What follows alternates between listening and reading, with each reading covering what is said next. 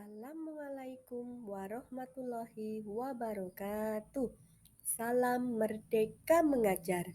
Saya Yuni Purwarianingsih melakukan aksi nyata pada topik kurikulum merdeka, menyebarkan pemahaman mengapa kurikulum perlu berubah.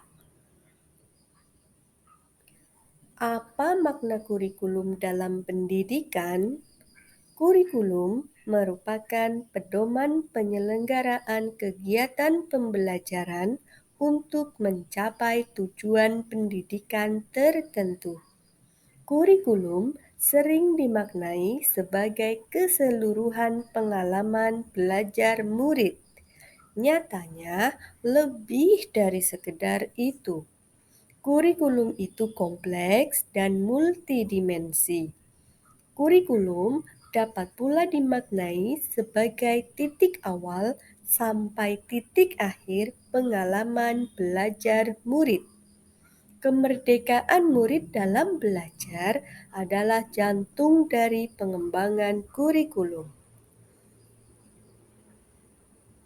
Berikut ini adalah perkembangan kurikulum di Indonesia mulai tahun 1947 sampai tahun 2013. Menurut Ralph Taylor dalam bukunya The Basic Principle of Curriculum, beliau menyampaikan 4 komponen kurikulum, yaitu tujuan, konten, metode atau cara, dan evaluasi. Peran dan fungsi kurikulum. Kurikulum berperan sebagai pedoman dan acuan guru dalam pembelajaran. Fungsi kurikulum bagi guru adalah untuk memandu dalam proses belajar murid. Kurikulum dalam pembelajaran. Mengapa kurikulum perlu diubah?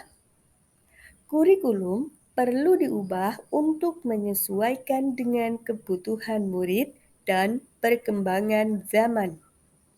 Lalu, mengapa kurikulum perlu diadaptasi? Kurikulum perlu diadaptasi agar sesuai dengan kebutuhan dan kondisi satuan pendidikan. Apa saja tolok ukur adaptasi pada KOSP? Antara lain, keanekaragaman keunikan, latar belakang, dan kemampuan murid-murid.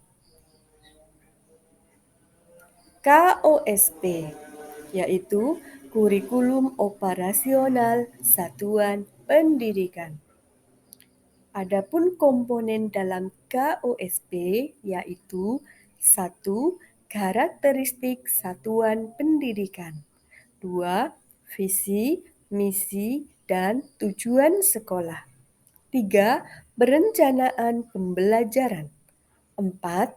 Pengorganisasian pembelajaran. 5. Sistem pendampingan, evaluasi, dan pengembangan profesional. Adapun prinsip pengembangan dalam KOSP adalah 1. Berpusat pada murid. 2. Kontekstual. 3. Esensial. 4. Akuntabel. Dan yang kelima, melibatkan berbagai pemangku kepentingan. Berikut ini adalah prinsip pembelajaran paradigma baru yang berpihak kepada murid. 1. Mempertimbangkan kebutuhan capaian belajar murid saat ini, yaitu kebutuhan belajar dan perkembangannya. 2. Membangun kapasitas belajar murid menjadi pembelajar sepanjang hayat. 3. Mendukung perkembangan kognitif dan karakter murid. 4. Menyesuaikan konteks kehidupan murid. Dan yang kelima, mengarah pada masa depan yang berkelanjutan. Demikianlah topik pada kurikulum Merdeka. Semoga bermanfaat. Salam Merdeka Mengajar. Terima kasih. Wassalamualaikum warahmatullahi wabarakatuh.